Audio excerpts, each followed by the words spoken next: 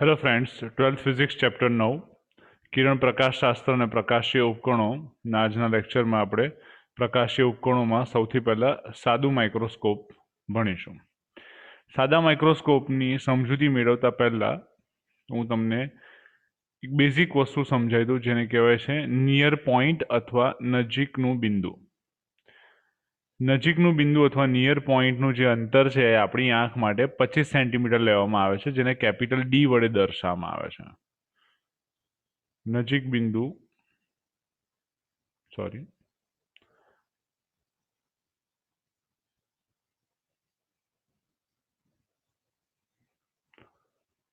નજીક બિંદુ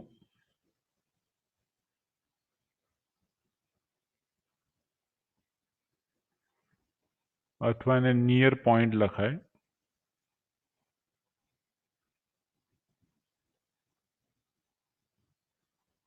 બરાબર, નજીક બિંદુ અથવા નિયર પોઈન્ટ એ શું છે? તો કે આપણી આંખ એટલે માનવ આંખ જે અંતરે આરામદાયક રીતે જોઈ શકે તે અંતરને નિયર પોઈન્ટ અથવા નજીકનું બિંદુ કહેવાય છે, જેને આપણે કેપિટલ ડી વડે દર્શાવીએ તો કેપિટલ ડી નું જે મૂલ્ય છે એ લગભગ 25 સેન્ટીમીટર હોય છે. 25 સેન્ટીમીટર કરતા ઓછા અંતરેથી તમે કોઈ પણ વસ્તુને જુઓ તો આંખો ખેંચાય. જોઈ ના શકાય એવું નથી કહેતા, જોઈ શકાય, પણ આંખો ખેંચાય. બરાબર, જ્યારે આપણે કોઈ વસ્તુને નરી આંખે જોવા પ્રયત્ન કરીએ, બહુ નાની હોય તો આપણે આંખની ખૂબ નજીક લઈ આવીએ તો આપણી આંખો જેને ખેંચાય છે. તમે અત્યારે પણ ટ્રાય કરી શકો છો, કોઈ પણ વસ્તુને આંખની ખૂબ નજીક મૂકો તો તમારા આંખ દ્વારા એની પર ફોકસ નહીં થાય, મતલબ તમે ક્લિયરલી એને જોઈ નહીં શકો અને જોવા પ્રયત્ન કરશો તો તમારી આંખો ખેંચાશે. તો 25 સેન્ટીમીટર અથવા એના કરતાં દૂરનો કોઈ પણ વસ્તુ હશે, ઝીણી હશે તો આપણને ન દેખાય અથવા બરાબર આપણે એને આઈડેન્ટિફાઈ કે ઓળખી ન શકીએ એવું બની શકે. જેમ કે દૂરના કોઈ ઝીણા અક્ષરો હોય પણ તમે જોઈ શકો કે ભાઈ ત્યાં કશુંક લખેલું છે એવું ખબર પડે. એટલે આપણે એવું વિચારીએ છીએ કે માનવ આંખ જે છે એ 25 સેન્ટીમીટર અથવા એના કરતાં દૂરના કોઈ પણ અંતર માટે આરામદાયક રીતે જોઈ શકે છે. આંખની જે પણ કેપેસિટી હોય એ પ્રમાણે આરામદાયક રીતે જોઈ શકે છે, મતલબ એની આંખો ખેંચાતી નથી. પરંતુ 25 સેન્ટીમીટર કરતાં ઓછું અંતર હશે તો આંખો ખેંચાશે. રાઈટ, નજીકનું બિંદુ અથવા નિયર પોઈન્ટ જેને કહેવાય. બીજો પોઈન્ટ આપણે અહીંયા ભણવાનો છે એ છે જે પ્રકાશીય ઉપકરણો છે એ પ્રકાશીય ઉપકરણોને આપણે બે ભાગમાં વહેંચીએ છીએ. એક કે જેને કહેવાય છે પરાવર્તક, મતલબ પરાવર્તનના નિયમોનો ઉપયોગ કરે છે, જેમાં અમુક ટેલિસ્કોપ છે સ્પેશિયલ પ્રકારના કે જે પરાવર્તનના નિયમોનો ઉપયોગ કરે છે, એટલે જેમાં અરીસાઓનો ઉપયોગ થાય છે. પરાવર્તક કારક ટેલિસ્કોપ અથવા પ્રકાશીય ઉપકરણો. બીજું આવે છે એ છે વક્રીભવન કારક, કે જેમાં લેન્સ અને કાચનો ઉપયોગ થાય છે, મુખ્યત્વે લેન્સનો ઉપયોગ થાય છે.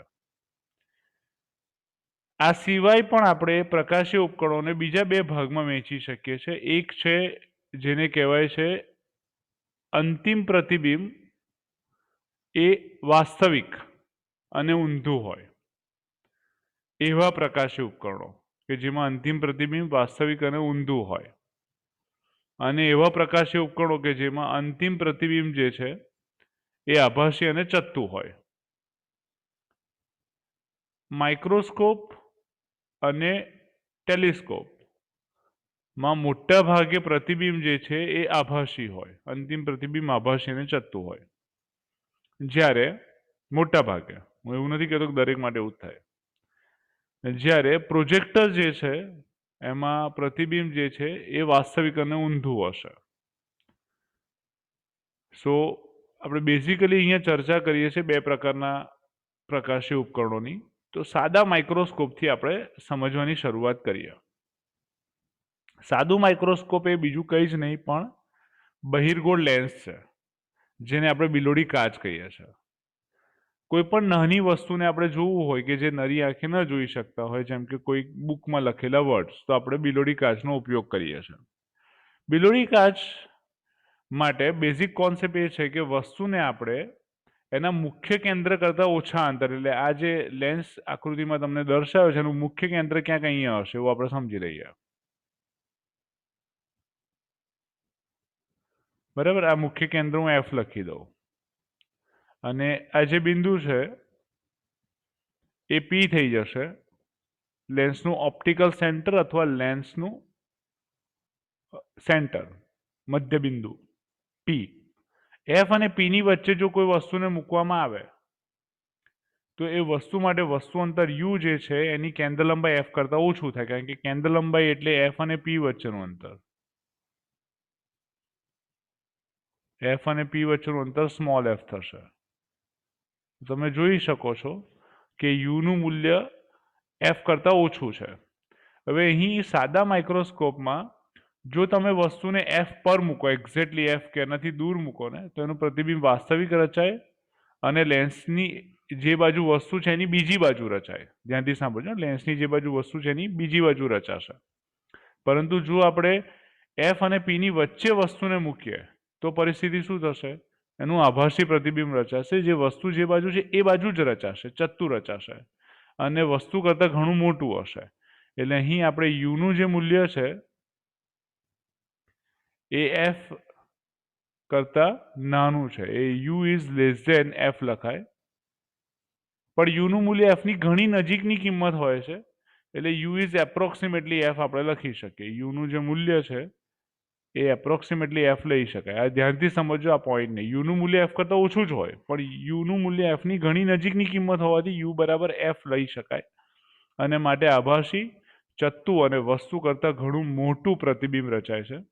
આ પ્રતિબિંબ જે છે એ 25 સેન્ટીમીટર અથવા એના કરતાં દૂર રચાતું હોય, આપણી આંખથી 25 સેન્ટીમીટર અથવા એના કરતાં દૂર રચાતું હોય તો આપણી આંખ એને બહુ જ આરામદાયક રીતે જોઈ શકે છે. આકૃતિમાં તમે જુઓ ધ્યાનથી તો વસ્તુમાંથી નીકળતું એક કિરણ જે છે એ મુખ્ય અક્ષને સમાંતર લીધેલું છે. બરાબર, આ કિરણ જે છે એ મુખ્ય અક્ષને સમાંતર છે, જે લેન્સમાંથી પસાર થયા પછી એના બીજા મુખ્ય કેન્દ્ર એફમાંથી પસાર થશે. આને F1 કહી દો. આ F1 છે તો F2 છે, F2 માંથી પસાર થશે. અને બીજું જે આપાત કિરણ છે એના પી એટલે કે ઓપ્ટિકલ સેન્ટરમાંથી પસાર થાય છે ને એ સીધે સીધું નીકળી જશે. તમને આકૃતિમાં દેખાય છે. એ બંને કિરણો જે છે લેન્સમાંથી પસાર થયા પછી એટલે વક્રીભવન પામ્યા પછી એકબીજાને મળતા નથી અને માટે એને પાછળ લંબાવવામાં આવે તો એ જે બિંદુ આગળ મળે એવો આભાસ થાય અથવા જે બિંદુથી એ વિકેન્દ્રિત થતા હોય એવું દેખાય. એટલે આપણને અહીંયા દેખાય કે આ બિંદુથી વિકેન્દ્રિત થાય છે તો ત્યાં એનું પ્રતિબિંબ રચાશે. બરાબર, એટલે વસ્તુનું પ્રતિબિંબ કેવી રીતે રચાવ્યું એ આપણે સમજ્યા. વસ્તુ અંતર યુ છે, પ્રતિબિંબ અંતર ડી છે અને ડીનું મૂલ્ય જે છે એ 25 સેન્ટીમીટર હોવું જરૂરી નથી. ધ્યાનથી સમજો, અહીંયા જે ડી લખેલો છે એ ડી એ પ્રતિબિંબ અંતર છે, પણ એ પ્રતિબિંબ અંતર 25 સેન્ટીમીટર અથવા એના કરતાં મોટી કોઈ પણ કિંમત ચાલે. હવે વસ્તુ જેટલું મુખ્ય કેન્દ્રની નજીક હશે પ્રતિબિંબ એટલું મોટું અને પ્રતિબિંબ એટલું વધારે દૂર રચાય. બરાબર. આગળ આપણે સમજીએ સાદા માઇક્રોસ્કોપની સમજૂતી. સાદા માઇક્રોસ્કોપની સમજૂતી આપણે સ્ટેપ બાય સ્ટેપ સમજીએ. પહેલો પોઈન્ટ છે નાની કેન્દ્ર લંબાઈ ધરાવતો બહિર્ગોળ લેન્સ એ સાદું માઇક્રોસ્કોપ જ છે, જેમાં કેન્દ્ર લંબાઈ આપણે પ્રમાણમાં નાની લઈએ છીએ. આવા લેન્સનો માઇક્રોસ્કોપ તરીકે ઉપયોગ કરવા માટે આકૃતિમાં દર્શાવ્યા અનુસાર લેન્સને વસ્તુની નજીક કેન્દ્ર લંબાઈ કે તેના કરતાં ઓછા અંતરે રાખવામાં આવે છે. જે મેં તમને હમણાં જ સમજાવ્યું કે લેન્સને વસ્તુની નજીક કેન્દ્ર લંબાઈ કે તેના કરતાં ઓછા અંતરે રાખવામાં આવે છે. એટલે આપણે સમજ્યા આ પોઈન્ટને. હું અહીંયા સાઈડમાં લખી દઉં છું કે યુનું જે મૂલ્ય છે એ લેસ ધેન એફ થશે, કેન્દ્ર લંબાઈ કરતાં ઓછું અંતર થશે. U is less than f થશે. યુ એપ્રોક્સિમેટલી એફ લખી શકાય, પરંતુ યુનું મૂલ્ય એફ કરતાં ઓછું હોવું જોઈએ, તો જ એનું આભાસી પ્રતિબિંબ રચાશે. લેન્સની બીજી બાજુ લેન્સથી નજીક આંખને રાખવામાં આવે છે કે જેથી વસ્તુનું ચત્તુ ને આભાસી વિવર્ધિત મતલબ મોટું થાય. વિવર્ધિત શબ્દ આપણે ક્યારે વાપરીએ છીએ? જ્યારે મોટું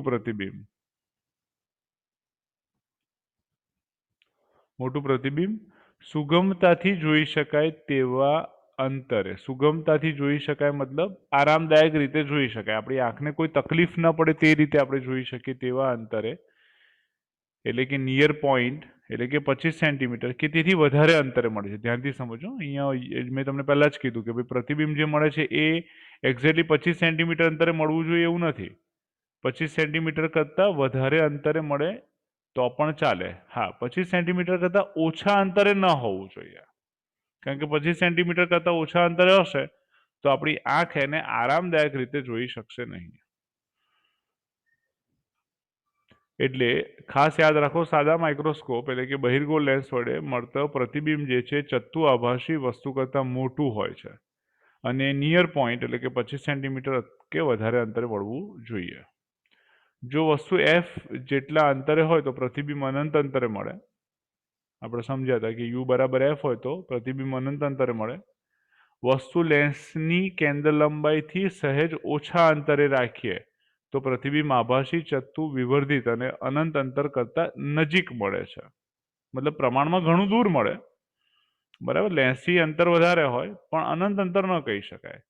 એટલે વસ્તુ લેન્સની કેન્દ્ર લંબાઈથી સહેજ ઓછા અંતરે રાખીએ તો, એટલે યુ લેસ ધેન એફ હોય, યુ એપ્રોક્સિમેટલી એફ હોય તો પ્રતિબિંબ આભાસી ચત્તુ વિવર્ધિત એટલે કે મોટું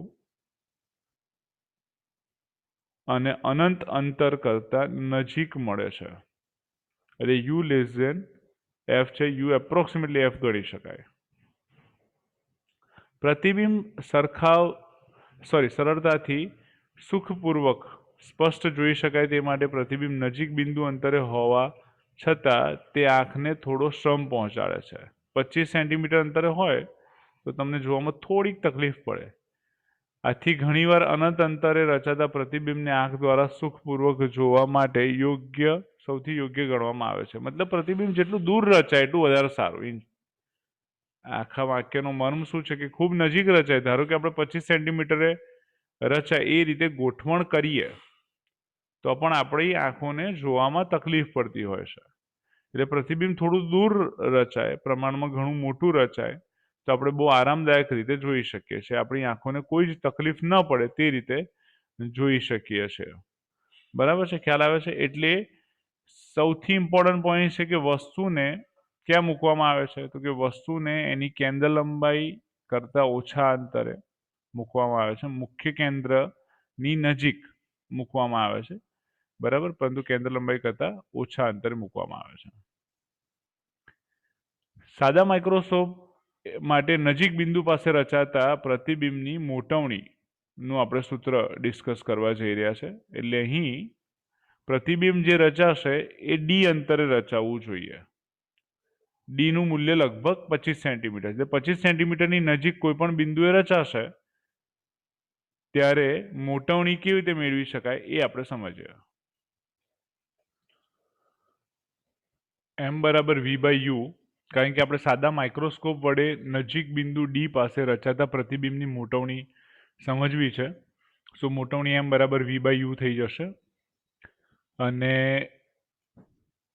લેન્સનું જે સૂત્ર છે -1/u + 1/v બરાબર 1/f માં આપણે કિંમત લખીએ છીએ 1/u ની, અને 1/u બરાબર શું થશે, તો કે 1/u બરાબર થશે 1/v - 1/f. સો એમ બરાબર વી બાય યુ સૂત્ર જે છે લેન્સની મોટવણીનું સૂત્ર છે એમાં 1/u ની જગ્યાએ આ કિંમત મૂકીએ છીએ. ધ્યાનથી જુઓ તમે, તો એમ બરાબર વી ઇન્ટુ 1/u લખાય અને યુની જગ્યાએ કિંમત લખો તો વી કૌંસમાં 1/v - 1/f થશે. 1/u ની જગ્યાએ આપણે કિંમત લખીએ તો 1/v - 1/f થશે. આપણને યુનું મૂલ્ય ખબર નથી, આપણે ખાલી એટલી જ ખબર છે યુ જે છે એ કેન્દ્ર લંબાઈ એફ કરતાં ઓછું છે, યુ લેસ ધેન એફ છે. સો પરિસ્થિતિ આવી થાય એમ બરાબર વી કૌંસમાં 1/v - 1/f. વી વડે અંદર ગુણી કાઢો તો વી ડિવાઇડેડ બાય વી 1 થઈ જશે અને -v/f થશે. હવે આકૃતિમાં ધ્યાનથી જુઓ તમે તો આપાત કિરણની દિશા જે છે એ જમણી બાજુ છે. આપાત કિરણ ડાબી બાજુથી જમણી બાજુ જાય છે. આ રેડ એરો જે છે આપાત કિરણની દિશા છે. બધા અંતરો આપણે જે માપવાના છે ઓપ્ટિકલ સેન્ટર પી થી માપવાના છે. તો પી થી વસ્તુ અંતર યુ નેગેટિવ થશે, એવી રીતે પ્રતિબિંબ અંતર ડી પણ નેગેટિવ થશે. એટલે પ્રતિબિંબ અંતર વી બરાબર તમે માઇનસ ડી લઈ શકો. યાદ રાખો કે અહીંયા ડી બિંદુ જે છે એ એક્ઝેક્ટલી 25 સેન્ટીમીટર નથી, 25 સેન્ટીમીટર અથવા એના કરતાં મોટું અંતર છે. ડી બિંદુ જે છે 25 સેન્ટીમીટર અથવા એના કરતાં મોટું અંતર છે. એટલે આપણે સંજ્ઞા પદ્ધતિનો ઉપયોગ કરીએ. વી ઋણ આવે આપણને ખબર છે, અને માટે વી બરાબર માઇનસ ડી તમે મૂકશો તો મોટવણીનું સૂત્ર થશે એમ બરાબર 1 plus d divided by f. વીની જગ્યાએ માઇનસ ડી મૂકો તો માઇનસ માઇનસ પ્લસ થઈ જશે. So 1 plus d divided by f થાય. આ સૂત્રને ખાસ મગજમાં બેસાડો. આ સૂત્ર ક્યારે વપરાય કે સાદા માઇક્રોસ્કોપ વડે રચાતા પ્રતિબિંબ જ્યારે નજીક બિંદુ ડી પાસે રચાતું હોય ત્યારે આ સૂત્રનો આપણે ઉપયોગ કરી શકીએ. મોટવણી 1 પ્લસ ડી બાય એફ. એમાં ડી જે છે પ્રતિબિંબ અંતર છે અને એફ જે છે એ કેન્દ્ર લંબાઈ છે. ડી પ્રતિબિંબ અંતર છે અને એફ કેન્દ્ર લંબાઈ છે. ડી નું મૂલ્ય 25 સેન્ટીમીટર, લગભગ 25 સેન્ટીમીટર લઈ શકાય અથવા એના કરતાં વધારે. ક્લિયર? આ મોટવણીનું સૂત્ર થઈ ગયું સાદા માઇક્રોસ્કોપ માટે. અને વી બરાબર માઇનસ ડી છે એ આપણે સમજાયું. અહીં આપણે એચ ડેશ અપોન એચ લઈ શકીએ, જ્યાં એચ વસ્તુની ઊંચાઈ અને એચ ડેશ એ પ્રતિબિંબની ઊંચાઈ છે. તમે આ વસ્તુની ઊંચાઈ એચ લઈ શકાય, પ્રતિબિંબની ઊંચાઈ એચ ડેશ લઈ શકાય. સો મોટવણી એમ બરાબર એચ ડેશ અપોન એચ આપણે લઈ શકીએ. આરામદાયક રીતે જોવા ડી અંતરે રાખેલ વસ્તુના પ્રતિબિંબે બનાવેલ ખૂણો. ડી અંતરે રાખેલ જે પ્રતિબિંબ બને છે એનો ખૂણો અને વસ્તુએ બનાવેલા ખૂણાનો ગુણોત્તર પણ આ મોટવણી જેટલો થાય છે. તમે ધ્યાનથી જુઓ તો પ્રતિબિંબ જે લેન્સ પાસે ખૂણો બનાવે છે અથવા આંખ પાસે ખૂણો બનાવે છે, અને વસ્તુ જે આંખ પાસે ખૂણો બનાવે છે એનો ગુણોત્તર પણ આટલો જ થશે, બનાવેલા ખૂણાનો ગુણોત્તર. કારણ કે અહીં ખૂણા ખૂબ નાના હોય એટલે ટેન થીટા બરાબર થીટા લઈ શકાય, અને ટેન થીટા એટલે સામેની બાજુ ભાગ્યા પાસેની બાજુ થશે. એટલે એચ ડિવાઇડેડ બાય યુ અને h dash divided by v લઈ શકાશે. બરાબર? એ બંને ગુણોત્તરનો આપણે ઉપયોગ કરી અને એચ ડેશ અપોન એચ પણ મોટવણી મળશે જે બનાવેલા ખૂણા જેટલું જ થશે. ધ્યાનથી તમે જુઓ તો અહીંયા લખું સિમ્પલ. આ ખૂણો જે છે એ વસ્તુએ અને પ્રતિબિંબે લેન્સ પાસે બનાવેલો ખૂણો થીટા છે. તો ટેન થીટા બરાબર શું થશે કે ટેન થીટા બરાબર થશે સામેની બાજુ ભાગ્યા પાસેની બાજુ, એટલે એચ ડેશ અપોન ડી લખું છું, ખાલી મૂલ્યો લખું છું, અને બરાબર એચ ડિવાઇડેડ બાય યુ થશે. બરાબર? એચ ડેશ અપોન ડી બરાબર એચ ડિવાઇડેડ બાય યુ થશે. ડીની જગ્યાએ તમે વી લખી શકો. આપણે વી લખીએ પછી જરૂર પડે કિંમતો બદલીશું. વી અને માટે એચ ડેશ અપોન એચ, આના ઉપરથી આપણે લખી શકીએ એચ ડેશ અપોન એચ બરાબર વી ડિવાઇડેડ બાય યુ થાય. બરાબર છે? ટેન થીટા પરથી પણ આપણે મેળવી શકીએ. હવે મોટવણી મેળવવા માટે બીજું એક સૂત્ર વાપરી શકાય. મોટવણી એમ બરાબર પ્રતિબિંબે લેન્સ પાસે બનાવેલો ખૂણો ભાગ્યા વસ્તુએ લેન્સ પાસે બનાવેલો ખૂણો. પ્રતિબિંબે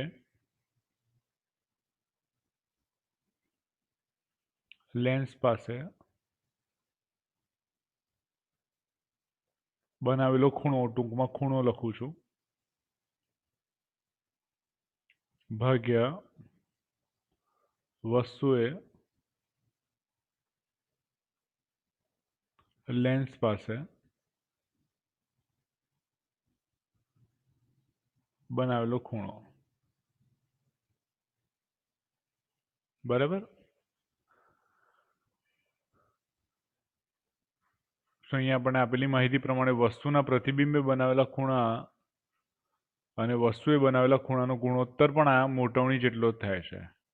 એક લેન્સવાળા સાદા માઇક્રોસ્કોપનું જે મેગ્નિફાયર છે અથવા મેગ્નિફિકેશન એટલું જ કરે છે કે જેથી તે વસ્તુને આંખથી ડી કરતાં વધારે નજીક લાવે છે. વસ્તુને આંખથી ડી કરતાં વધારે નજીક લાવે છે મેગ્નિફિકેશન કરીને. હવે આપણે સમજવાનું છે કે જો પ્રતિબિંબ ખૂબ દૂર રચાય તો મોટવણીનું સૂત્ર શું થશે સાદા માઇક્રોસ્કોપ માટે જ. સો નેક્સ્ટ થિયરીમાં આપણે સમજીએ કે સાદા માઇક્રોસ્કોપ માટે અનંત અંતરે જ્યારે પ્રતિબિંબ રચાય ત્યારે મોટવણી કેટલી થશે. અહીં તમે ધ્યાનથી જુઓ તો જ્યારે વસ્તુને h ઊંચાઈની વસ્તુ છે જેને આંખથી ડી અંતરે મૂકેલી છે તો એ આંખ પાસે θ0 ખૂણો બનાવે છે. θO બોલી શકાય. એટલે વસ્તુ એ આંખ પાસે બનાવેલો ખૂણો θO છે. પહેલી આકૃતિમાં તમને દર્શાવ્યું છે. અને બીજી આકૃતિમાં તમને દર્શાવ્યું છે કે વસ્તુને લગભગ f જેટલા અંતરે મૂકવામાં આવે એટલે u એપ્રોક્સિમેટલી f હોય તો લેન્સથી u એપ્રોક્સિમેટલી f હોય તો પ્રતિબિંબ ખૂબ દૂર રચાશે અને માટે બંને કિરણો લગભગ સમાંતર બતાવે છે જે ખૂબ દૂર જઈને ક્યાંક મળશે. તો એ પ્રતિબિંબે લેન્સ પાસે બનાવેલો ખૂણો θi છે. θi એ પ્રતિબિંબે લેન્સ પાસે બનાવેલો ખૂણો છે જે આકૃતિમાં આપણને દર્શાવેલું છે. તો સ્ટેપ બાય સ્ટેપ સમજીએ. આપણે પ્રતિબિંબ અનંત અંતરે હોય ત્યારે મોટવણી મેળવીશું અને તે માટે આપણે કોણીય મોટવણી મેળવવી પડશે. જેમ તમને આગળ સમજાવ્યું છે કે કોણીય મોટવણી એટલે શું. કોણીય મોટવણી માટે સૂત્ર લખી શકાય મોટવણી m બરાબર આપણે લખીશું θi એટલે પ્રતિબિંબે લેન્સ પાસે બનાવેલો ખૂણો. θi એટલે angle of image divided by θO angle of object વસ્તુ એ લેન્સ અથવા આંખ પાસે બનાવેલો ખૂણો. બંનેનો જે ગુણોત્તર આવે એ મોટવણી આવે. ધારો કે વસ્તુની ઊંચાઈ h જ્યારે વસ્તુ નજીક બિંદુ પર હોય એટલે કે ડી અંતરે હોય ત્યારે વસ્તુ આંખ પાસે મહત્તમ કોણ થીટા બનાવે. ડી થી વધારે નજીક મૂકી ના શકાય કારણ કે ડી થી વધારે નજીક તમે વસ્તુને મૂકો તો એ વસ્તુ બરાબર જોઈ ન શકાય, આરામદાયક રીતે જોઈ ન શકાય. તમે દૂર મૂકો ધારો કે ડી કરતા ડી અંતરે θ0 ખૂણો છે જે મહત્તમ છે. હવે એટલી જ h ઊંચાઈની વસ્તુને તમે ડી કરતા વધારે અંતરે મૂકો. તમને ખાલી આકૃતિ સમજાય એના માટે હું બતાવું છું. તો એ આંખ પાસે જે ખૂણો બનાવશે એ θ0 કરતા નાનો હશે. તમને ક્લિયરલી દેખાય છે બરાબર છે. ખ્યાલ આવે છે બધાને. સો જ્યારે ડી અંતરે મૂકવામાં આવે ત્યારે વસ્તુ આંખ પાસે મહત્તમ કોણ બનાવે છે એ પોઈન્ટ આપણને સમજાવ. કેમ મહત્તમ શબ્દ લખ્યો છે એ સમજાવું છું. અને વસ્તુને લેન્સ વગર સ્પષ્ટ જોઈ શકાય છે કારણ કે ડી થી ઓછા અંતરે તમે મૂકશો તો એને સ્પષ્ટ રીતે જોઈ ન શકાય, આરામદાયક રીતે જોઈ ન શકાય. આકૃતિ પરથી આપણે લખી શકીએ કે tan θ0 બરાબર h ડિવાઇડેડ બાય ડી થશે. tan θO બરાબર h ડિવાઇડેડ બાય સામેની બાજુ ભાગ્યા પાસેની બાજુ થાય h ડિવાઇડેડ બાય o થાય. અને થીટાનું મૂલ્ય ખૂબ નાનું હોવાથી tan θO is approximately θO લખી શકાશે. બરાબર છે. એટલે સમીકરણ નંબર 2 આપણને મળ્યું. હવે આપણે ચર્ચા કરીએ છીએ વસ્તુ જ્યારે યુ અંતરે હોય ત્યારે પ્રતિબિંબ એ આંખ સાથે બનાવેલો ખૂણો મોટવણીના સૂત્ર પરથી આપણે મેળવીએ. વસ્તુ જ્યારે યુ અંતરે હોય ત્યારે પ્રતિબિંબ એ આંખ સાથે બનાવેલો ખૂણો મોટવણીના સૂત્ર પરથી. So h dash upon h બરાબર m that is equals to v by u થશે. h ડેશ અપોન h બરાબર m થાય that is equals to v by u. અને પ્રતિબિંબે લેન્સ પાસે બનાવેલો ખૂણો આપણે નક્કી કરવું હોય તો એ થશે tan θi. tan θi બરાબર શું થશે તો કે h dash divided by v. હવે ધ્યાનથી સમજજો આને કે આ પ્રતિબિંબ ધારો કે અહીંયા દૂર ક્યાંક રચાય છે એવું સમજી લો.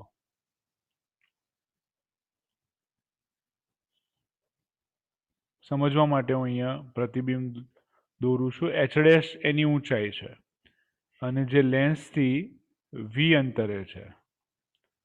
પણ v નું મૂલ્ય હું -v લખીશ કારણ કે એ આપાત કિરણની વિરુદ્ધ દિશામાં છે એટલે v બરાબર -v થશે. बराबर। तो टेन थीटा आई बराबर शू थाय सामेनी बाजू भाग्या पासेनी बाजू। सामेनी बाजू छे एच डैश, पासेनी बाजू छे minus v. So tan theta i बराबर h dash divided by minus v थशे। अने h dash divided by minus v में एच डैश नी जग्याए आपणे एच लखीए तो h divided by v into v divided by u एवं लखी शकाय, कारण के आपने खबर है एच डैश अपॉन एच बराबर वी बाय यू है। एटले एच डैश नी जग्याए शुं लखाशे एच, आना उपरथी हूँ लखुं छुं एच डैश बराबर शुं लखाशे, एच डैश बराबर लखाशे h into v divided by u. So h into v divided by u आ किंमत आपणे एच डैश नी मूकी एच डैश नी जग्याए, અને that is equals to v જતા રહે તો h divided by minus u થાય, and that is equals to theta i. એટલે tan theta i approximately theta i થશે તો આપણને theta i નું મૂલ્ય મળ્યું, બે મૂલ્યો મળ્યા, એક tan theta o અને tan theta i. બંને મૂલ્યોને ધ્યાનથી જોઈએ અને એના આધારે આપણે આગળ મોટવણી મેળવીએ, કારણ કે મોટવણી એમ બરાબર મેં તમને પહેલા સમજાવ્યું theta i divided by theta o છે. सो अपनी पास जो सूत्र है थीटा आई बराबर minus H divided by u थशे। अहीं हूँ लखुं छुं थीटा ओ बराबर शुं हतुं, थीटा ओ નું જે મૂલ્ય છે એ છે एच डिवाइडेड बाय डी, समीकरण 2। એટલે અહીંયા લખીશું थीटा ओ बराबर h divided by capital D थशे અને theta i is equals to h divided by u थशे। ओके, જ્યારે વસ્તુ મુખ્ય કેન્દ્ર પર હોય એટલે કે યુ એપ્રોક્સિમેટલી એફ હોય તો યુની જગ્યાએ માઇનસ એફ લખી શકાય અને માટે થીટા આઈ બરાબર એચ ડિવાઇડેડ બાય એફ થઈ જશે। એટલે અહીં આપણે યુની જગ્યાએ માઇનસ એફ લખીએ તો આનું મૂલ્ય એચ ડિવાઇડેડ બાય એફ થશે। એટલે થીટા આઈ અને થીટા ઓ બંનેના મૂલ્યો આપણને મળી ગયા અને એના આધારે આપણે મોટવણીનું सूत्र જોઈએ તો કોણીય મોટવણી આકૃતિ પરથી કોણીય મોટવણી શું થશે, કોણીય મોટવણી m બરાબર theta i divided by theta o। Theta i ની જગ્યાએ તમે લખશો થીટા i ની જગ્યાએ h ડિવાઇડેડ બાય f, એટલે અહીં લખું છું એક સ્ટેપ વધારે થીટા i બરાબર થશે h ડિવાઇડેડ બાય f અને એના છેદમાં થશે h ડિવાઇડેડ બાય d। બંને અંશમાંથી h જતા રહેશે, d ઉપર જાય તો d ડિવાઇડેડ બાય f થાય, બરાબર છે। સો આકૃતિ પરથી આપણે કોણીય મોટવણીની ચર્ચા કરીએ તો આઈ થીટા આઈ એટલે પ્રતિબિંબે આંખ પાસે બનાવેલો ખૂણો ભાગ્યા વસ્તુએ લેન્સ પાસે બનાવેલો ખૂણો। So theta i divided by theta o d divided by h થાય। આ સૂત્ર ક્યારે વપરાય, જ્યારે પ્રતિબિંબ અનંત અંતરે હોય ત્યારે આ મોટવણી વપરાય સાદા માઇક્રોસ્કોપ માટે। सो सादा माइक्रोस्कोप माटे वस्तु ज्यारे डी अंतर रचाय अने वस्तु ज्यारे अनंत अंतर रचाय, खास याद राखो कि अहींया डी नु जे मूल्य छे ए 25 सेंटीमीटर अथवा एना करता मोटुं होई शके।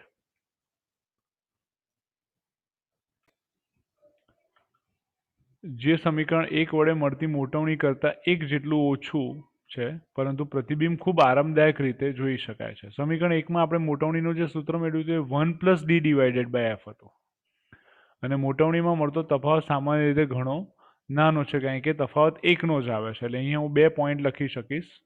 પોઈન્ટ નંબર 1 સમીકરણ 1 જે આપણે જોયું હતું એ શું કહે છે કે જ્યારે પ્રતિબિંબ નજીક બિંદુએ રચાય ત્યારે મોટવણીનું સૂત્ર, જ્યારે પ્રતિબિંબ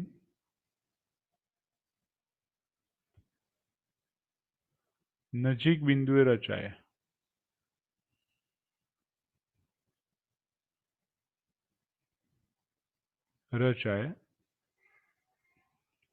ત્યારે મોટવણી, અને ત્યારે મોટવણીનું સૂત્ર શું થશે, m બરાબર 1 + d divided by f, 1 + d divided by f। જ્યારે પોઈન્ટ નંબર 2 જ્યારે પ્રતિબિંબ અનંત અંતરે રચાય જ્યારે પ્રતિબિંબ અનંત અંતર રચાય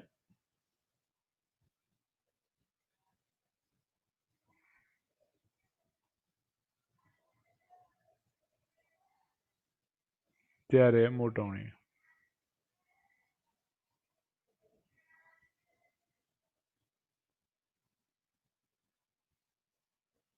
જ્યારે પ્રતિબિંબ અનંત અંતર રચાય ત્યારે મોટવણી m બરાબર d/f થશે. સો પહેલા કેસમાં મળતી મોટવણી કરતાં બીજા કેસમાં મળતી મોટવણીમાં માત્ર એકનો જ તફાવત છે, તમે જોઈ શકો છો, +1 નથી ખાલી. એટલે તફાવત એકનો આવે, પરંતુ પ્રતિબિંબ ખૂબ દૂર રચાતું હોવાથી એને બહુ આરામદાયક રીતે જોઈ શકાય છે.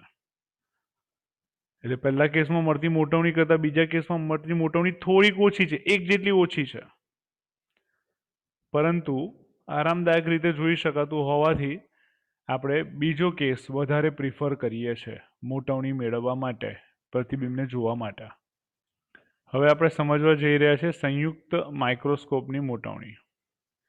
સંયુક્ત માઇક્રોસ્કોપનો પર્પઝ એ છે કે સાદા માઇક્રોસ્કોપ વડે રચાતું જે પ્રતિબિંબ છે એ ખૂબ મોટું મેળવવું, એટલે બહુ નાની વસ્તુને આપણે જોવી હોય તો પ્રતિબિંબ એક તો ખૂબ દૂર રચાય છે, નંબર 1. નંબર 2, એનાથી રચાતું જે પ્રતિબિંબ છે એ અસ્પષ્ટ થતું જશે. જેમ જેમ મોટું થાય તેમ તેની તીવ્રતા જે છે વધારે ફેલાઈ જાય અને પ્રતિબિંબ અસ્પષ્ટ થતું જાય. એટલે ખૂબ નાની વસ્તુને જોવા માટે આપણે બે લેન્સનો ઉપયોગ કરીએ છીએ, અને એટલે એને સંયુક્ત માઇક્રોસ્કોપ, કમ્પાઉન્ડ માઇક્રોસ્કોપ કીધેલું છે. એમાં વસ્તુની સામે મૂકેલો જે કાચ છે જેને ઓબ્જેક્ટિવ લેન્સ કહેવાય છે, વસ્તુ કાચ અથવા ઓબ્જેક્ટિવ લેન્સ. ઓબ્જેક્ટિવ લેન્સ વડે રચાતું જે પ્રતિબિંબ છે એ ઊંધું વાસ્તવિક હોય છે. ઓબ્જેક્ટિવ લેન્સ વડે રચાતું પ્રતિબિંબ કેવું હોય છે? ઊંધું અને વાસ્તવિક હોય છે.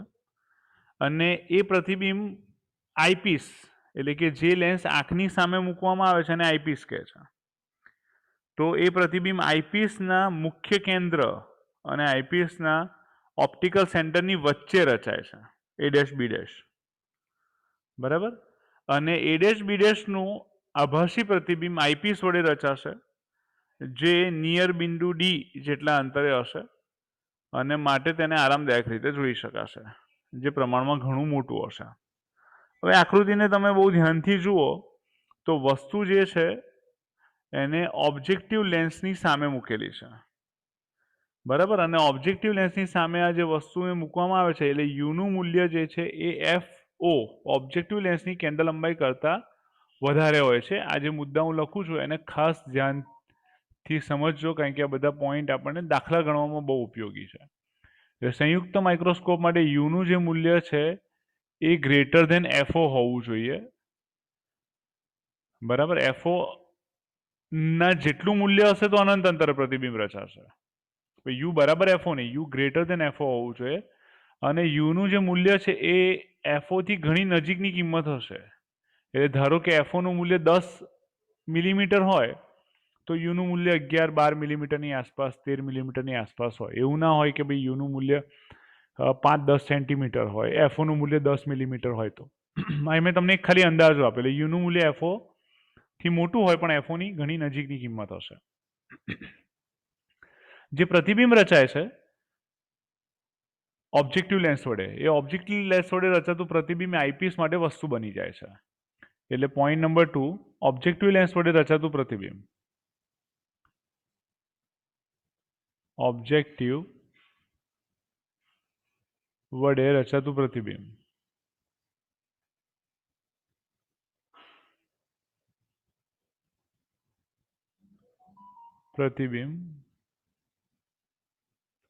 અને ઓબ્જેક્ટિવ વડે રચાતું પ્રતિબિંબ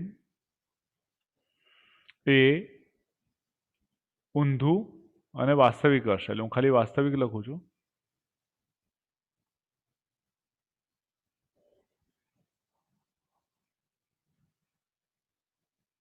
અને વાસ્તવિક હશે એટલે મતલબ ઊંધું વાસ્તવિક હશે, અને એ આઈપીસ ના મુખ્ય કેન્દ્ર પાસે રચાય છે.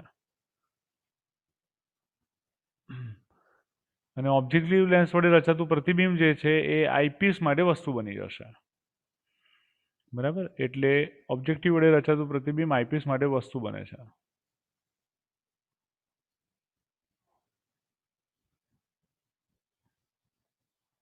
રચાતું પ્રતિબિંબ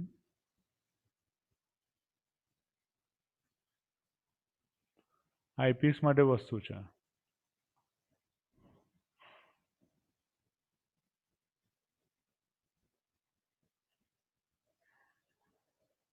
રાઈટ, આઈપીસ માટે વસ્તુ થઈ જશે. અને એ અંતર જે છે આઈપીસ કરતા એની કેન્દ્ર લંબાઈ કરતા ઓછા અંતરે રચાશે. એટલે એ ડેશ બી ડેશ માટે આઈપીસ થી અંતર એફઈ કરતા ઓછું છે અને ફાઇનલ પ્રતિબિંબ એ ડી અંતર રચાશે આઈપીસ થી. તો સ્ટેપ બાય સ્ટેપ એના બધા પોઈન્ટને આપણે સમજીએ.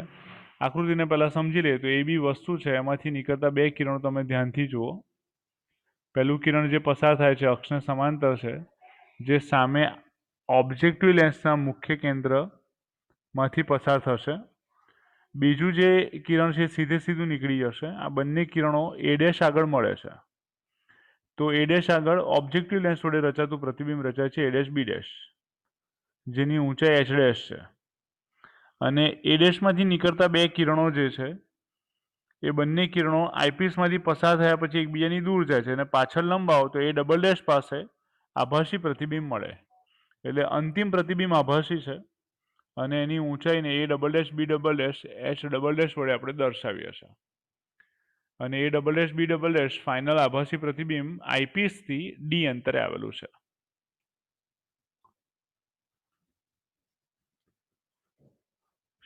વધારે મોટવણી મેળવવા માટે બે લેન્સનો ઉપયોગ કરવામાં આવે છે મોટવણીનું મૂલ્ય વધારવા માટે.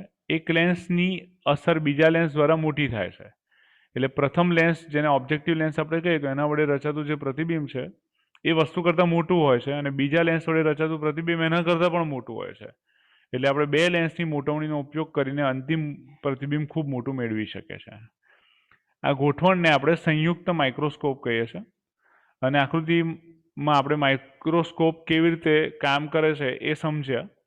બરાબર, ઓબ્જેક્ટિવ લેન્સ અને આઈપીસને કેવી રીતે ગોઠવવામાં આવે છે એ પોઈન્ટ સમજ્યા. વસ્તુ તરફના લેન્સને ઓબ્જેક્ટિવ લેન્સ કહે છે. ખાસ યાદ રાખો, વસ્તુની સામે જે મૂકેલો લેન્સ છે એને આપણે ઓબ્જેક્ટિવ લેન્સ કહીએ છીએ, જે વસ્તુનું સાચું ઉલટું એટલે ઊંધું અને વિવર્ધિત એટલે મોટું પ્રતિબિંબ રચે છે. બરાબર, વસ્તુ તરફનો જે લેન્સ છે એને ઓબ્જેક્ટિવ લેન્સ કહેવામાં આવે છે, જે વસ્તુનું સાચું ઊંધું અને વિવર્ધિત પ્રતિબિંબ રચે છે. અને આંખ પાસે રાખવામાં આવેલા લેન્સને આઈપીસ કહે છે. આંખ પાસે જેને મૂકો એને આઈપીસ કહેવામાં આવે છે. અને આઈપીસ વડે આપણે પ્રતિબિંબને જોઈએ છે. ઓબ્જેક્ટિવથી મળેલા પ્રતિબિંબ આઈપીસ માટે વસ્તુની ગરજ સારે છે. ઓબ્જેક્ટિવ લેન્સ વડે મળેલું જે પ્રતિબિંબ છે, રચાતું પ્રતિબિંબ આઈપીસ માટે વસ્તુ બની જાય છે. અને આઈપીસ સાદા માઇક્રોસ્કોપ તરીકે વર્તી આભાસી અને ખૂબ જ વિવર્ધિત એટલે ખૂબ મોટું પ્રતિબિંબ આપે છે. સાદા માઇક્રોસ્કોપની જેમ કામ કરે છે આઈપીસ, અને એ આભાસી અને ખૂબ જ મોટું પ્રતિબિંબ આપે છે એવું અંતિમ પ્રતિબિંબ રચે છે. એટલે સંયુક્ત માઇક્રોસ્કોપ વડે રચાતું અંતિમ પ્રતિબિંબ એ આભાસી હોય છે. સાદા માઇક્રોસ્કોપ વડે રચાતું પ્રતિબિંબ પણ આભાસી હોય છે. પ્રથમ ઉલટું પ્રતિબિંબ આઈપીસના ફોકલ લેન્થ પર રચાય છે અથવા અંદર રચાય છે. ધ્યાનથી સમજો, પ્રથમ ઉલટું પ્રતિબિંબ આઈપીસના ફોકલ લેન્થ પર રચાય છે. મેં તમને કીધું ફોકલ પ્લેન અથવા અંદર રચાય છે. કે પ્રથમ પ્રતિબિંબ એટલે જે ઓબ્જેક્ટિવ લેન્સ વડે રચાતું પ્રતિબિંબ, પ્રથમ ઉલટું પ્રતિબિંબ એટલે ઓબ્જેક્ટિવ લેન્સ વડે રચાતું વાસ્તવિક પ્રતિબિંબ. ઓબ્જેક્ટિવ લેન્સ વડે રચાતું વાસ્તવિક પ્રતિબિંબ.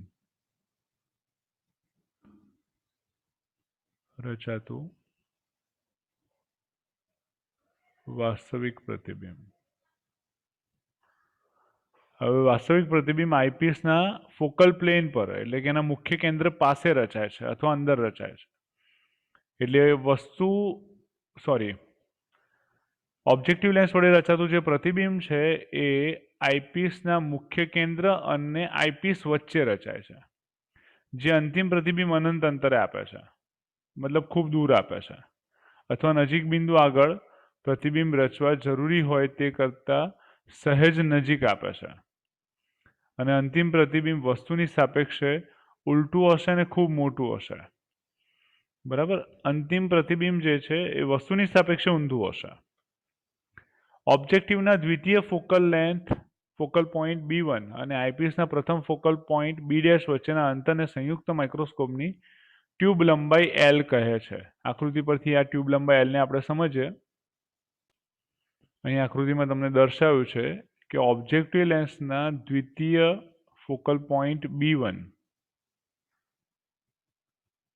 બરાબર, દ્વિતીય મુખ્ય કેન્દ્ર B1 અને આઈપીસનું પ્રથમ મુખ્ય કેન્દ્ર B',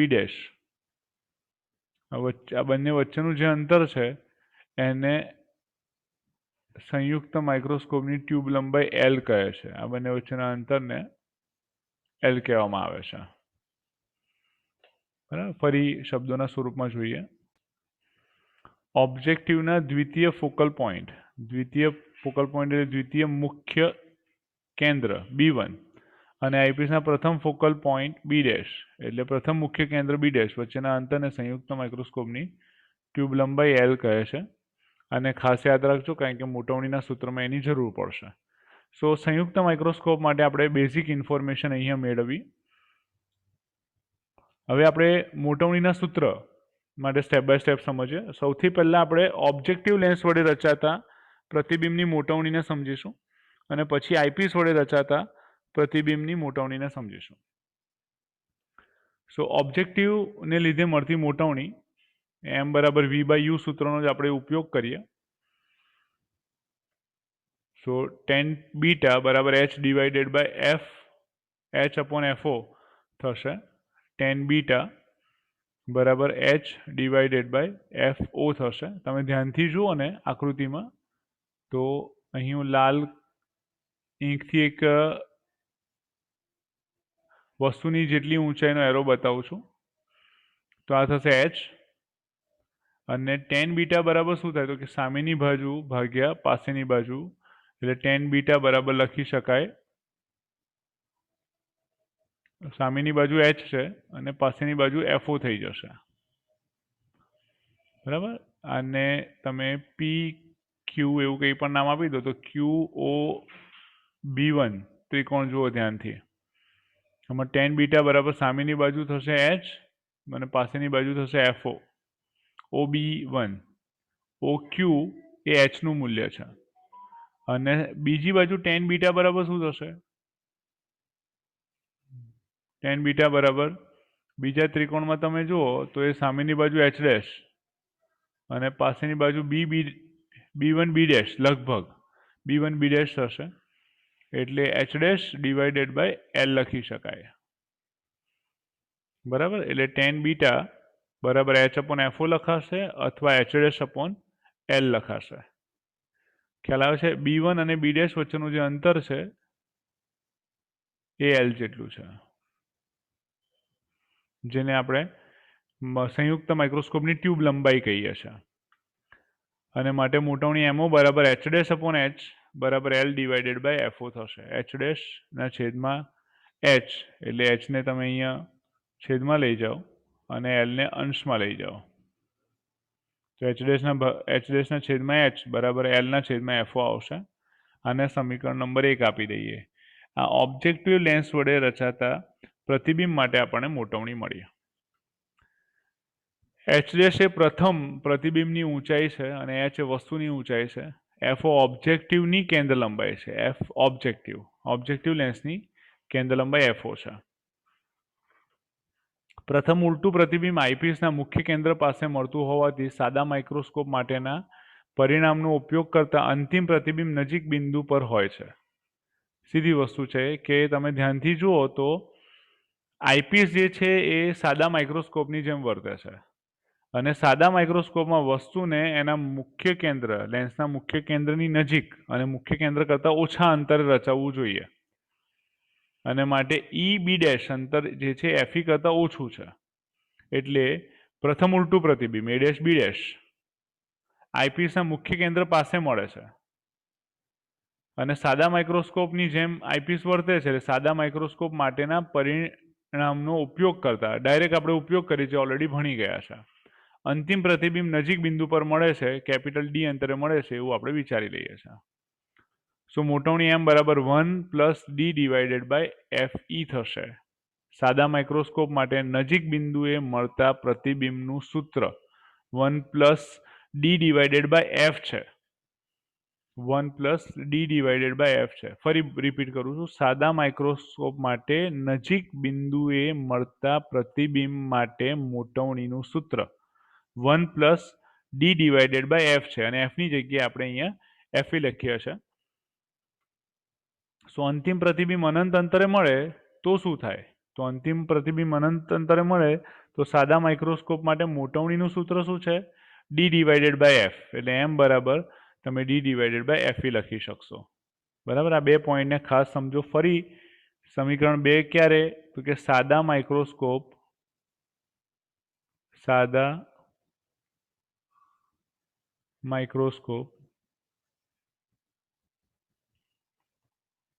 સાદું માઇક્રોસ્કોપ એટલે આપણા માટે આઈપીસ.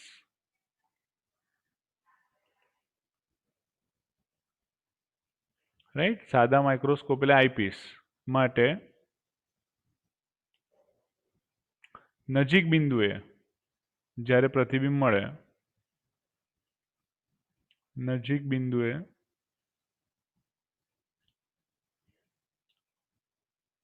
પ્રતિબિંબ રચાય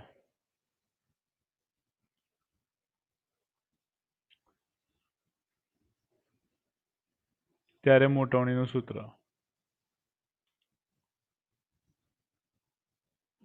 એટલે આઈપીસ માટે મોટવણીનું સૂત્ર સમીકરણ નંબર 2 થશે અને સમીકરણ નંબર 3 થશે એ જ આઈપીસ માટે એટલે કે સાદા માઇક્રોસ્કોપ માટે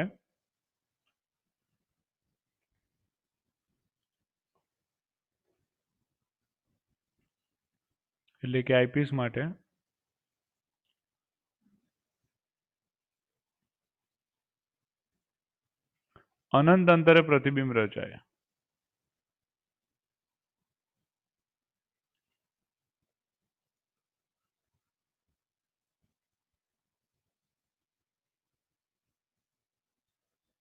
ત્યારે મોટવણી થશે.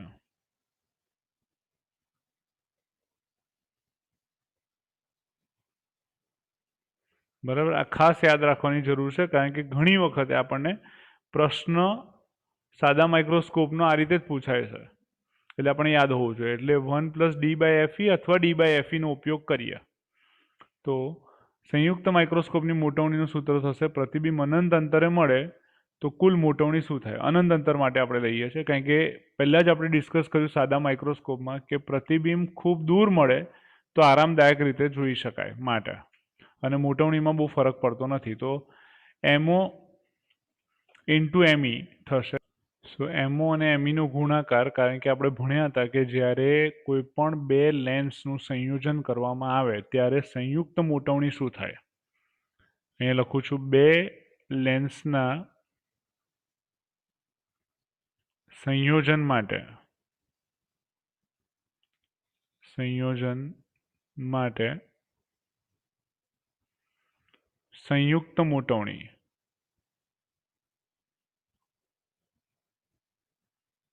એટલે બંનેની ભેગી મોટવણી, અને સંયુક્ત મોટવણી એમ બરાબર શું થશે? M1 into M2. મતલબ બંને લેન્સ વડે રચાતા પ્રતિબિંબોની મોટવણીનો ગુણાકાર એટલે સંયુક્ત મોટવણી. તો અહીંયા ઓબ્જેક્ટિવ લેન્સની મોટવણી MO અને આઈપીસની મોટવણી ME હોય તો બંનેના મોટવણીનો ગુણાકાર આપણે લીધો, અને MO L/FO છે અને ME જે છે એ D/FE છે. ખાસ યાદ રાખો અહીંયા કે FO એ ઓબ્જેક્ટિવ લેન્સની કેન્દ્ર લંબાઈ છે અને FE એ આઈપીસની કેન્દ્ર લંબાઈ છે. L શું છે? સંયુક્ત માઇક્રોસ્કોપ માટે ટ્યુબ લંબાઈ છે અને કેપિટલ ડી એ અંતિમ પ્રતિબિંબનું અંતર છે આઈપીસથી, એટલે આરામદાયક રીતે જોઈ શકાય એ માટે કેપિટલ ડીનું મૂલ્ય એ પ્રતિબિંબ અંતર છે. સમીકરણ 4 પરથી મોટું વિવર્ધિત પ્રતિબિંબ મેળવવા માટે ઓબ્જેક્ટિવ અને આઈપીસની કેન્દ્ર લંબાઈ ઓછી હોવી જોઈએ. વ્યવહારમાં 1 સેન્ટીમીટર કરતાં વધારે ઓછી કેન્દ્ર લંબાઈ બનાવવાનું મુશ્કેલ છે અને વળી એલને મોટા કરવા માટે મોટા લેન્સ વાપરવા પડે છે. એલનું મૂલ્ય વધારવા માટે મોટા લેન્સ આપણે વાપરવા પડે છે. અહીં તમને એક ગણતરી કરીને બતાવી છે કે એફઓનું મૂલ્ય 1 સેન્ટીમીટર અને એફઈનું મૂલ્ય 2 સેન્ટીમીટર લઈ અને ટ્યુબ લંબાઈ 20 સેન્ટીમીટર હોય તો સમીકરણ 4 પરથી શું પરિસ્થિતિ થશે? એફઓનું મૂલ્ય આપણે 1 સેન્ટીમીટર ધારી લીધું છે. એફઈનું જે મૂલ્ય છે એ 2 સેન્ટીમીટર લઈ લીધેલું છે, બરાબર. અને ટ્યુબ લંબાઈ એલ એટલે બે લેન્સ વચ્ચેનું જે અંતર છે, બે લેન્સના મુખ્ય કેન્દ્ર વચ્ચેનું અંતર છે, એ એલ બરાબર 20 સેન્ટીમીટર લીધું છે. તો સમીકરણ 4માં બધી કિંમતો મૂકો તમે તો થશે એમ બરાબર L upon FO D upon Fe બરાબર 20/1 ગુણ્યા ડીનું મૂલ્ય 25 લીધું છે એટલે 25/2 અને તમને વેલ્યુ મળશે 250.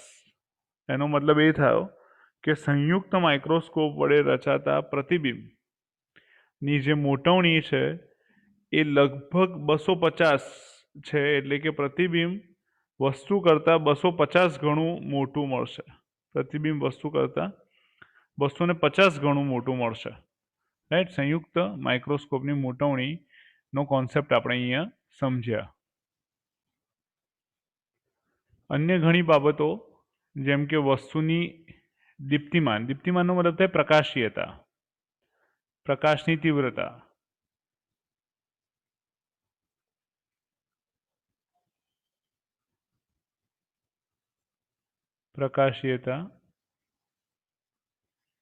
જેને આપણે બ્રાઇટનેસ કહીએ, બરાબર. ઇલ્યુમિનન્સ પણ કહેવાય ઇંગ્લિશમાં એને, વગેરે પણ પ્રતિબિંબની ગુણવત્તા અને દ્રશ્યતામાં અસર કરે છે. સીધી વસ્તુ છે કે ભાઈ પ્રતિબિંબ વધારે બ્રાઇટ દેખાય તો આપણે વધારે સારી રીતે એને જોઈ શકીએ. દ્રશ્યતા ઓફકોર્સ વધી જશે. એટલે ખાલી મોટવણી વધે એનાથી કશું ના થાય, તમારી દ્રશ્યતા પણ વધવી જોઈએ. એટલે આધુનિક માઇક્રોસ્કોપમાં ઓબ્જેક્ટિવ અને આઈપીસ બંને માટે બહુ ઘટક લેન્સો વપરાય છે. એટલે બહુ બધા લેન્સોનો ઉપયોગ કરવામાં આવે છે જેથી લેન્સની વિવિધ ત્રુટિઓનું નિવારણ કરી લેન્સથી રચાતા પ્રતિબિંબની જે ત્રુટિ છે એ ત્રુટિઓનું નિવારણ કરી દઈએ આપણે, પ્રતિબિંબની ગુણવત્તા સુધારી શકીએ છીએ. પ્રતિબિંબની ગુણવત્તામાં આપણે સુધારો કરી શકીએ છીએ અને જેથી અંતિમ પ્રતિબિંબ ઘણું સ્પષ્ટ દેખાય અને મોટું દેખાય. તો સંયુક્ત માઇક્રોસ્કોપની મોટવણીનું સૂત્ર ખાસ યાદ રાખો, L upon FO into D upon Fe, L upon FO into D upon Fe. એમાં એફઓ અને એફઈ એ અનુક્રમે ઓબ્જેક્ટિવ લેન્સ અને આઈપીસની કેન્દ્ર લંબાઈના મૂલ્યો છે. કેપિટલ ડી એ આરામદાયક રીતે જોઈ શકવા માટે પ્રતિબિંબ અંતર છે જેનું મૂલ્ય 25 સેન્ટીમીટર અથવા એના કરતાં મોટું હોઈ શકે, અને એલ જે છે એ સંયુક્ત માઇક્રોસ્કોપની ટ્યુબ લંબાઈ છે. નેક્સ્ટ લેક્ચરમાં આપણે ટેલિસ્કોપ વિશે ભણીશું.